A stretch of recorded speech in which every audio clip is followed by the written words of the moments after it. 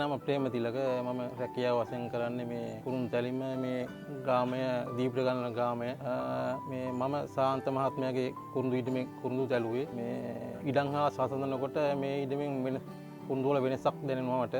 මම ඒ මහත්මයාගෙන් අහුවා මේ මොකද්ද මේ වෙනස කියලා.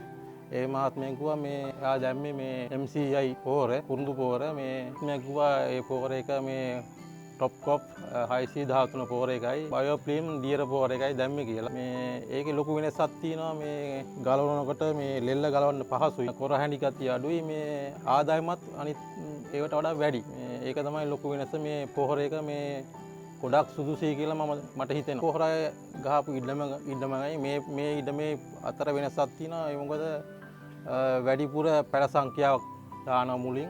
කැපුවට පස්සේ මේ ඒ වගේම පොත්ත ඝනකම ගතියක් තියෙනවා. ඒ වගේම කොරහැණි නැති වෙනවා.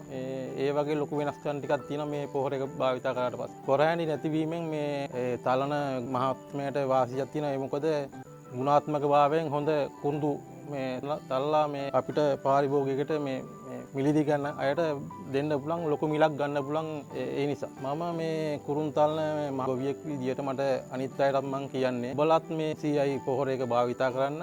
ඒකෙන් ආත්මක කුරුඳු ලබා ගැනීමට හැකියාව තියෙනවා. මමත් ඔබතුමාලට ගන්නේ මේ MCI පොහොර භාවිතා කර මේ වෙනස වටහා ගන්න.